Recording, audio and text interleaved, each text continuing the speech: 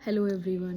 आज मैं आप लोगों के साथ एक बात और शेयर करना चाहती हूँ। जब हम लड़कियाँ जो हैं, जब हम छोटी होती हैं तो हमारे पेरेंट्स हमें बचपन से ही एक चीज़ की ट्रेनिंग देना स्टार्ट कर देते हैं इनडायरेक्टली, कि आप लोगों को तो दूसरे घर जाना है, वहाँ जाकर सारा बागडोर संभालनी है। जब हम छोटी लड़कियां होती हैं ना, तो हम उस टाइम इन चीज़ों से अपने आप को रिलेट नहीं कर पाते।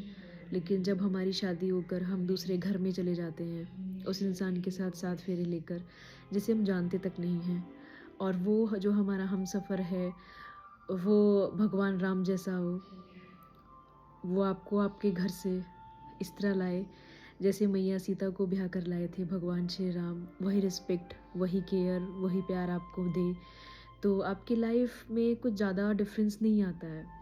अगर आपका ससुराल अच्छा हो और मायके की आपको याद तक ना आए, तो ये डिफरेंस बहुत पीछे छूट जाता है। मेरे साथ ऐसा ही हुआ है। जब मैं पढ़ाई करती थी तो मुझे ऐसा लगता था कि जैसे मेरी फ्रेंड्स थी, तो वो मुझे कहती थी कि शादी के बाद ना बहुत रिस्ट्रिक्शंस आ जाती हैं, बहुत घूंघट करो, सिर पे दुपट्टा रखो और सबकी जी हजूरी करती घूमो।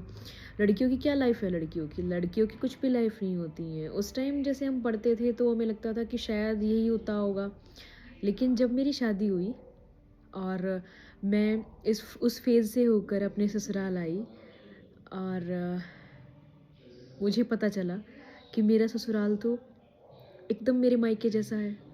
एकदम यहाँ जो मेरे ससुर हैं वो एकदम मेरे पापा जैसे हैं, मेरी सास मेरी मम्मी जैसी है, और मेरी दादी सास मेरी माँ जी जैसी हैं।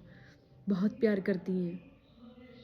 मतलब सिर्फ मेरा घर नहीं, मेरे जो कुनबे वाले हैं, जो दूसरे बाबा जी हैं, तीसरे बाबा जी हैं, उनके आगे बच्चे हैं, वो सब मुझे बहुत प्यार करते हैं।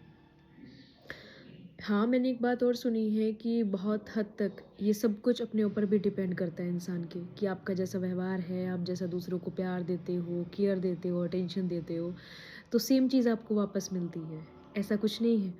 और आज मैंने सुबह उठते ही, जब मैं उठी तो मैंने देखा, जब मैं नहा धो के नीचे गई तो मैंने देखा चाचा जी और आए हुए थे। तो चाचा जी और को नमस्ते वमस्ते हुई, तो चाचा जी और ने कहा कि आरती, तू इतनी जल्दी सुबह कैसे उठ जाती है, क्या तुझे नींद नहीं आती?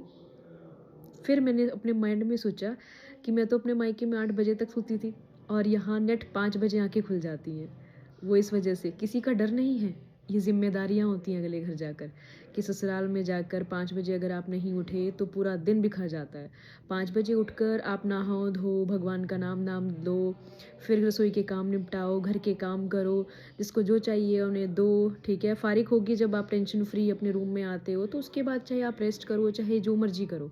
लेकिन अगर आप सुबह 5 बजे उठते नहीं हो, या जिस जिस हिसाब से जिसके घर में काम होता है वो उस हिसाब से उठेगा, है ना? तो आज मैंने ये फ़ील करा कि अगर हम सुबह ही ब्रह्म मुहूर्त में उठ के भगवान का नाम दान लेते हैं तो हमारा पूरा दिन सकारात्मकता से चला जाता है। हमारे माइंड में, हमारे जीवन में नेगेटिविटी बहुत कम आती है।